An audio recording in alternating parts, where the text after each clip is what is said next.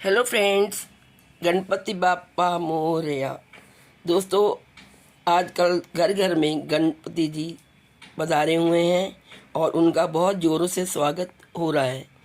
आरतियाँ कर रहे हैं लोग, पूजा कर रहे हैं, दिन रात उनकी आवाज़ आती है। ढोल धमाके के साथ उनको लाते हैं और उनका स्वागत करते हैं, उनकी स्थापना करते हैं और कीर्तन और पूजा की जा रही है।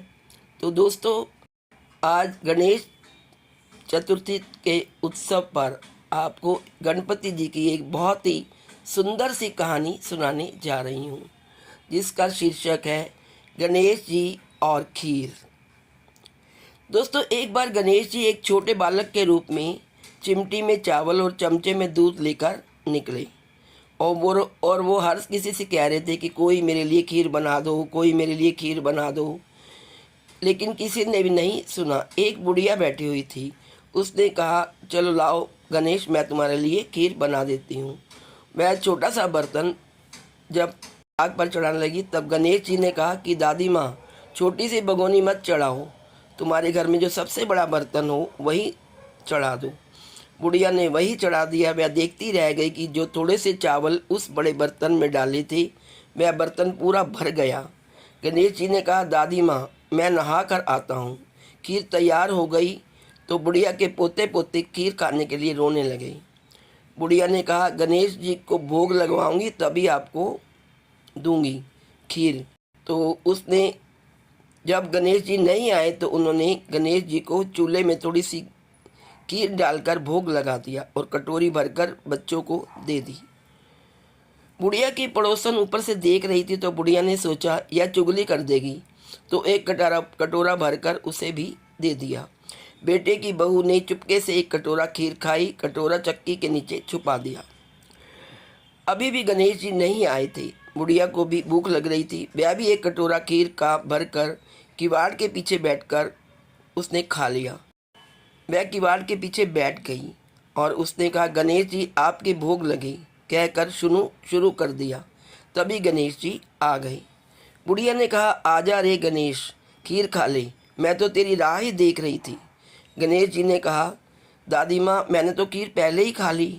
बुढ़िया ने कहा, कब खाई, कैसे खाई तुमने? गणेश जी ने कहा, जब तेरे पोते पोती ने खीर खाई तब मैंने खाई, जब तेरी पड़ोसन ने खीर खाई तब मैंने खीर खाई, और जब तेरी बहू ने खीर खाई तब भी मैंने खाई, और अब तूने खाई तो मेरा पेट तो पूरा ही भर गया। बुढ़िया ने कहा, बेटा, और सारी बात सच है, पर बहू बेचारी का तो नाम मत ली, वह तो सुबह से ही काम में लग रही है, उसने फिर कब खाई? गणेश जी ने कहा, जो चक्की के नीचे देख जूठा कटोरा पड़ा है, और तूने तो मेरे भोग तो लगाया है, वह तो वैसे ही खा गई। बुढ़िया ने कहा, बेटा, घर की बात है, घर में ही रहने दे।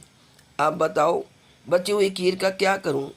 गणेश जी ने कहा, सारे नगर में इस खीर को बांट दो।